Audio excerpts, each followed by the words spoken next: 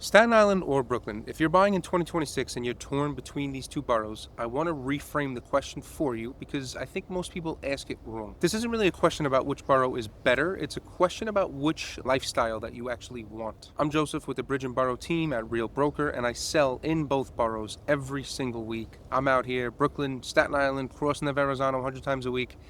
I don't get paid more if you pick one over the other, so I have no reason to sell you a borough. Most people making this comparison online only work on one side of the Verrazano. I put together a free side-by-side guide at ranolarealestate.com/Staten Island versus Brooklyn 2026. It is, of course, like everything else, linked in the description and the pinned comment below. So let's start with what your money actually gets you, because that's the part that you're going to feel first. So take a budget, say around $750,000, and shop it in both places.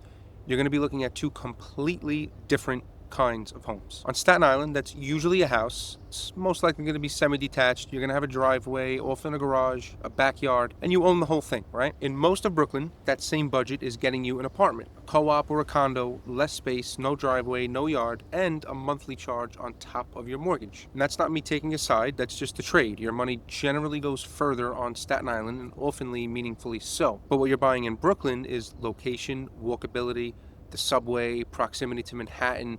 For a lot of people, that is a completely rational thing to pay for. Which brings me to the commute, and this is the piece that people typically underestimate the most. So from most of Brooklyn, you get on a train and you go. There's one ride, minimal transfers if you pick the right neighborhood, and you're in Manhattan. 20 minutes, 40 minutes, whatever, but it's just get on the train and there you are. Staten Island, it's a bit of a chain, right? You need to usually drive to the bus or the ferry, then you're gonna wait for the boat, you ride the boat, and then you still have a subway ride ahead of you. And look, the ferry is genuinely beautiful. I mean, the first 2 weeks, you'll love it, right? The harbor, the skyline, the statue, you're on the water, but the ferry runs on a schedule and you don't, right? If you miss it by 1 minute, you're standing in that terminal, you're watching it pull away, and, rush hour, they do more boats, but you might have to wait there for a half hour. It's the same story with the express bus, right? Or driving over the bridge. It works, but you're at the mercy of traffic and weather. Now, of course, Brooklyn, you could do the same thing. You could drive, you could take an express bus, and you still have to go over bridges and tunnels, but that added, right, the Verrazano, the Staten Island Expressway, that's all added on top of that. Now, you won't feel this in month one. You're going to feel it in year two when you've missed bedtime over and over and you're tired in a way that sleep just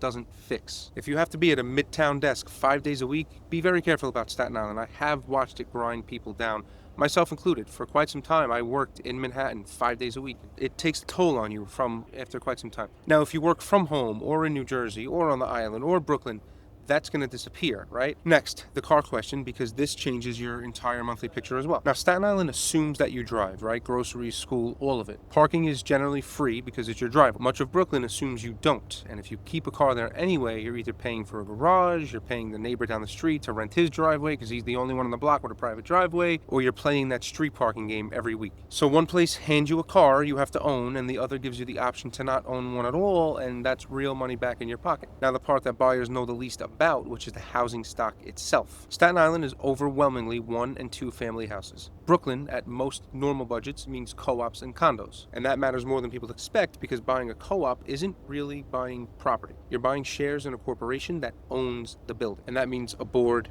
right? Tax returns, bank statements, reference letters, an interview, and they can turn you down without telling you why. I sell co-ops all the time. I'm actually in the middle of selling one at Sheepshead Bay right now, and it's a nightmare. After 4 months, they just turn down the buyer. We don't know why, so now we gotta start from scratch. And this also means rules, right? There's rules about renting it out, rules about renovating it, rules about pets, a monthly charge that you don't control. Now, condos are more flexible, but you still have common charges, you still have a building making decisions with you and around you. So, as you can imagine, a Staten Island house is simpler, right? No board, no approval process, no monthly charge, it's just yours. The flip side is that every repair is also yours. There's no super to call, roof leaks, that's your Saturday morning figuring that out, right? And then there's the feel of the place, and honestly, this is what people decide on even when they say that they decided on numbers. But Brooklyn is dense and it's alive, right? You can walk out your door and you're in it. coffee, dinner, people, noise, it's all within a few blocks. Staten Island is quieter and more spread out. It's driveways and backyards and block parties and knowing your neighbors for 20 years. Staten Island community tends to be the people that you grew up with, right? Brooklyn community tends to be the people that you chose. Now, your Staten Island community nowadays are probably people that you grew up with in Brooklyn, because everyone typically migrates Brooklyn to Staten Island. But either way, neither one is better. They're just different answers to the questions of what you want to walk out of your front door into. So who does each borough actually suit? I would say buy Staten Island if you need space more than you need a short commute. Buy Staten Island if you want a yard, a driveway, and a home that you fully control with no board and no approval. Buy Staten Island if you work from home in New Jersey or on the island or even Brooklyn,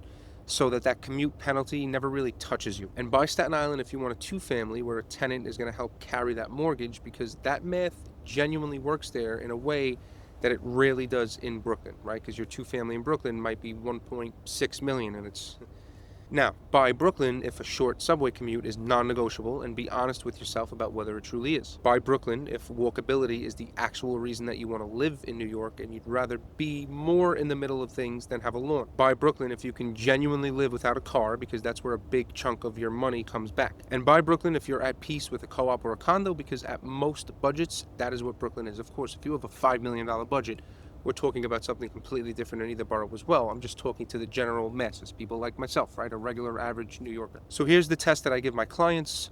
Walk the maximum commute in minutes, or think of the maximum commute and think about that over 10 years, right? And be honest. Not the number that you wish were true, but the number you'd still be okay with on a cold, rainy Tuesday in February, right? Think about that commute, and can you still be doing that in 10 years from now? If the number is small, right, it's a smaller commute and you're Manhattan bound, you're a Brooklyn buyer. If the number is generous or you're not commuting to Manhattan at all, Staten Island gives you dramatically more home for the same money. Regardless, grab the free comparison guide on my website. Again, the link, every time I give you guys something, which is in every video, the link is always in the description and the pinned comment below. And if you want me to run your actual budget and your actual commute in both boroughs, you could always call or text me at 917-905-2541. I'm Joseph with the Bridge and Boro Team. Subscribe for more real talk about New York City real estate.